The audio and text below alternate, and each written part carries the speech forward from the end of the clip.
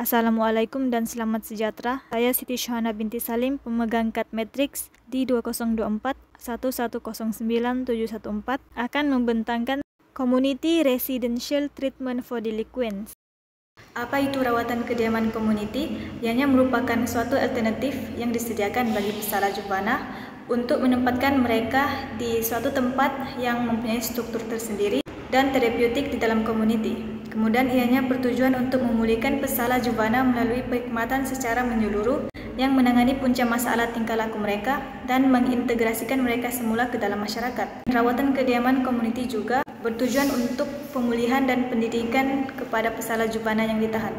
Yang pertama adalah The Provo Experiment.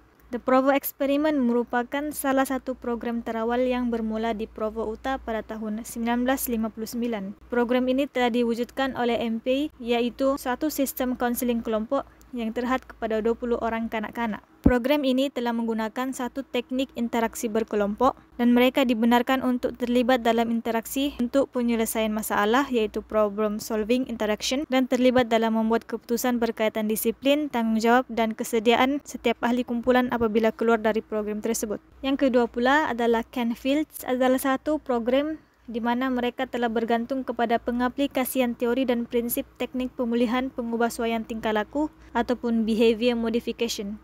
Ianya mempunyai matlamat untuk meningkatkan tingkah laku baik dan mengurangkan tingkah laku buruk secara drastik melalui pengubahsuaian tingkah laku. Terdapat beberapa kaedah yang diguna untuk mengatasi masalah delinkuensi, yaitu projek kerja, sesi kelompok, pemantauan tingkah laku di rumah, integrasi semula ke dalam komuniti.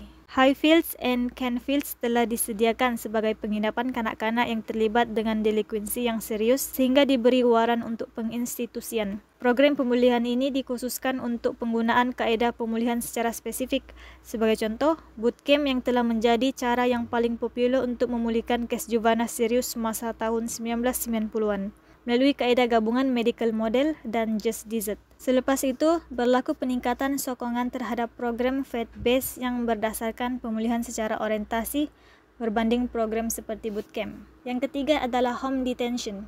Beberapa mahkamah mengambil tindakan untuk menambah pengawasan percobaan dengan tahanan rumah. Ianya bertujuan sebagai pengganti penginstitusian untuk pesalah juvana yang memerlukan pengawasan yang lebih banyak di bawah pelan percobaan konvensional. Ianya juga bertujuan untuk membawa perubahan tingkah laku mengikut pendekatan pengubahsuaian tingkah laku. Home detention juga bertujuan untuk memastikan masalah kekurangan pegawai untuk memantau pesalah dapat diatasi. Walau bagaimanapun, pesalah juvana yang mengalami tahanan rumah perlu mengikuti beberapa peraturan yang telah ditetapkan. Sebagai contoh, menghadiri sekolah, mematuhi perintah berkurung, ibu dan pegawai percobaan sentiasa dimaklumkan tentang aktiviti, dipantau dengan teliti secara elektronik, berhubung dengan kerap dengan pegawai percobaan, boleh meninggalkan kediaman untuk aktiviti yang penting.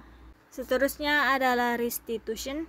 Ianya merupakan pembayaran ganti rugi ataupun pampasan kepada pangsa sebagai usaha untuk memperbaiki kerugian atau kesusahan yang dialami akibat tindakan pesalah. Yang juga terlibat dalam kesalahan yang telah mengakibatkan kerosakan harta benda, kehilangan harta benda, kecederaan pribadi terhadap pangsa. Kemudian mahkamah akan menempatkan pesalah di tapak kerja yang telah dipilih oleh mahkamah, memastikan pesalah bertanggungjawab atas kesalahan yang telah dibuat dan mereka sama ada menerima imbuhan kecil ataupun tidak. Jumlah yang diperolehi dipegang sehingga angka yang ditetapkan oleh mahkamah sebagai bayaran kepada mangsa.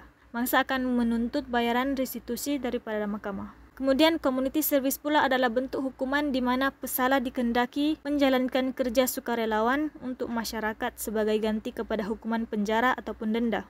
Ianya hampir sama dengan restitution, tetapi mangsa tidak akan menerima bayaran langsung. Mereka perlu bekerja dalam program yang memberikan manfaat kepada masyarakat, sebagai contoh sukarelawan di hospital, kerja-kerja pembersihan, penyelenggaraan di taman dan bangunan. Mahkamah juga akan menuntut ibu bapa pesalah untuk memberikan pampasan ganti rugi kepada mangsa. Fokus utama community service ini adalah untuk memberikan manfaat kepada masyarakat sambil memberi peluang kepada pesalah untuk memberikan sumbangan yang positif kepada komuniti.